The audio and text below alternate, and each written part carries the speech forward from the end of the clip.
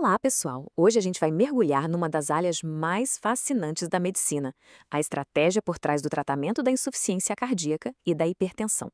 Pensa assim, é a história de como a gente aprendeu a lidar com um motor que está cansado, o nosso coração, e como fazer ele trabalhar de um jeito mais inteligente, e não simplesmente mais forte. Olha só o nosso roteiro de hoje. A gente começa entendendo o que é esse tal de coração sob pressão. Depois vamos ver uma coisa bem curiosa, como o corpo, na tentativa de ajudar, acaba piorando tudo. Aí a gente entra na parte da solução, a estratégia e o arsenal de medicamentos que temos hoje. E claro, vamos falar um pouquinho sobre o futuro. Então vamos lá. Primeira parte, o coração sob pressão. Para a gente entender como tratar, primeiro a gente precisa entender direitinho qual é o problema central, né? Tudo começa com essa ideia bem simples. O coração simplesmente não está dando conta. Imagina ele como um motor do corpo. Na insuficiência cardíaca, esse motor começa a perder potência. O resultado? Uma queda no que a gente chama de débito cardíaco. E o que é isso? Nada mais é do que a quantidade de sangue que o coração bombeia por minuto. Se essa quantidade diminui, falta combustível para o corpo todo. E aí os problemas começam. Aqui está a definição mais formal, mas presta atenção num detalhe super importante. Não é só sobre não conseguir bombear sangue suficiente. Às vezes, o coração até consegue, mas a que custo? Ele faz isso com o que a gente chama de pressões de enchimento altíssimas, ou seja, ele está trabalhando no limite, sobrecarregado. Então, o problema é tanto de performance quanto de esforço excessivo. E olha que interessante, dependendo de qual lado do coração falha primeiro, os sintomas aparecem em lugares diferentes. A lógica é bem direta, na verdade. Pensa no fluxo. O lado esquerdo recebe sangue dos pulmões para mandar para o corpo. Se ele falha, o sangue meio que represa para trás. E para onde ele volta? Para os pulmões. Daí o edema pulmonar. Agora, o lado direito recebe o sangue do corpo todo. Se ele falha, o sangue represa no resto do corpo. Daí o inchaço nas pernas, no fígado. Faz todo sentido, né? Beleza, agora a gente entra na segunda parte, que é quase um paradoxo. Quando o coração enfraquece, o corpo percebe e entra em modo de alerta máximo. Ele tenta compensar, tenta ajudar. Só que essa ajuda, na verdade, acaba piorando a situação. É o que a gente chama de ciclo vicioso. A primeira reação do corpo é pensar: a bomba tá fraca, então vamos dar mais líquido para ela bombear. E aí ele começa a reter sal e água para aumentar o volume de sangue.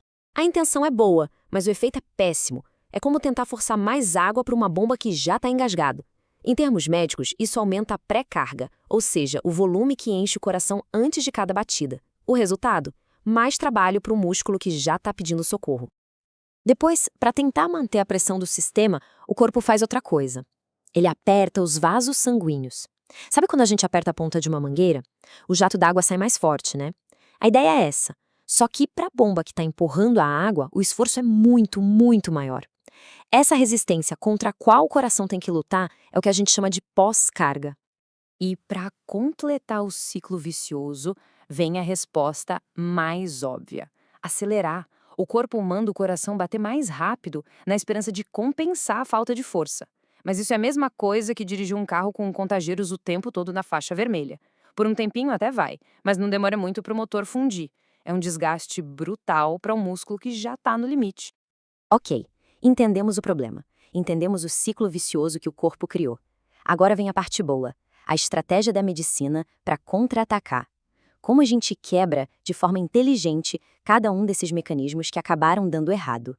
A grande pergunta é: como a gente quebra esse ciclo? A resposta da farmacologia é, na verdade, genial pela sua lógica. A gente não ataca tudo de uma vez, a gente foca em 3 alvos bem específicos. Primeiro objetivo: reduzir a pré-carga. Lembra que o corpo estava retendo líquido? A gente vai fazer o contrário. O objetivo é tirar esse excesso de volume do sistema. Com isso, a gente alivia a carga de enchimento do coração. É como tirar um peso das costas dele. Segundo objetivo: reduzir a pós-carga. Se o corpo estava apertando a mangueira, a gente precisa soltar. A ideia é relaxar os vasos sanguíneos. Fazendo isso, o coração não precisa fazer tanta força para empurrar o sangue para frente. Fica tudo mais fácil para ele. E o terceiro e último objetivo: controlar a frequência. É literalmente tirar o pé do acelerador. Um coração que bate rápido demais não tem tempo de se encher direito e se cansa muito mais. A gente quer que ele trabalhe num ritmo mais calmo, mais eficiente, um ritmo sustentável. Muito bem, agora que a gente já tem a estratégia com os 3 objetivos bem claros, vamos conhecer as ferramentas. É o nosso arsenal farmacológico. Cada classe de remédio que vamos ver agora foi pensada para atingir um daqueles alvos que a gente acabou de conversar.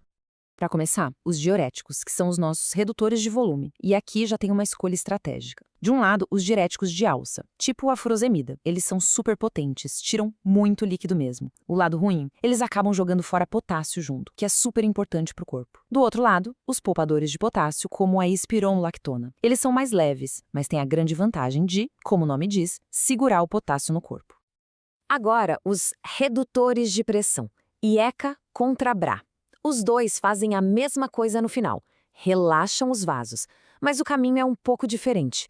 O IECA, tipo o captopril, impede que uma substância que aperta os vasos seja fabricada. Só que nesse processo, ele acaba aumentando outra substância, a bradicinina, que é a culpada por aquela tosse seca e chata que algumas pessoas têm. Já o BRA, como a losartana, é mais direto. Ele deixa a substância ser fabricada, mas vai lá e bloqueia a fechadura onde ela se encaixaria.